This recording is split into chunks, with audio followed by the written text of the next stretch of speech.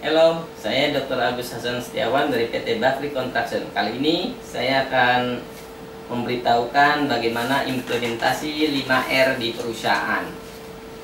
Yang perlu Anda ketahui tentang 5R itu, bagaimana mengimplementasinya. Pertama kita harus buat dulu, yaitu perencanaan penerapan program 5R. Ya, yang pertama itu misalnya pembuatan template program 5R. Kemudian berikut audit checklistnya, ya. Itu dijadwalkan kira-kira kapan saudara membikinkannya. Kemudian setelah dibuat programnya, kemudian template bagaimana cara mengauditnya, saudara harus presentasikan ke depan manajemen, ya.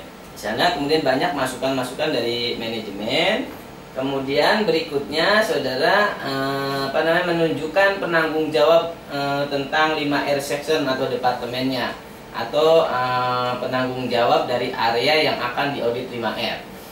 Kemudian misalnya tempat saudara ada seluas 17.000, semuanya 11.000 meter persegi atau sekitar 17 hektar misalnya.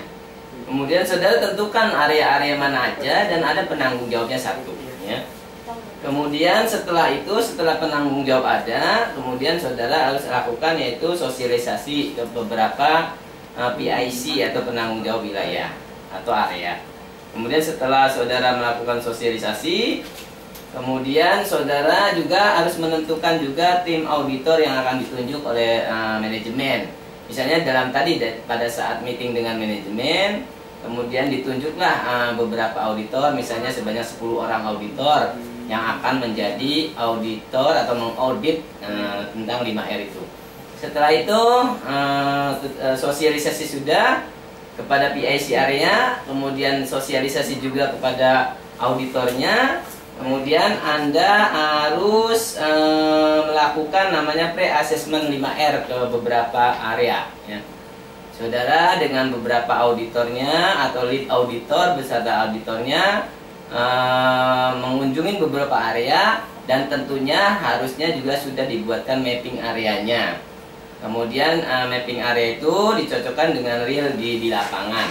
Misalnya batas antara PIC 1 dengan PIC lainnya itu harus jelas areanya mana, sehingga tidak akan ada yaitu area yang tidak bertuan atau tidak ada PIC-nya. Kemudian setelah itu saudara baru setelah pre-assessment, kemudian kurang lebih 2-3 hari ke depan dilakukanlah yang dinamakan dengan pelaksanaan audit 5R itu. Setelah pelaksanaan audit 5R, kemudian saudara evaluasi pelaksanaannya, masing-masing area dipertandingkan, kemudian baru saudara di situ akan memberikan reward kepada pemenang dari program 5R ini. Itulah sekilas tentang bagaimana penerapan 5R di perusahaan. Mudah-mudahan ada manfaatnya. Terima kasih.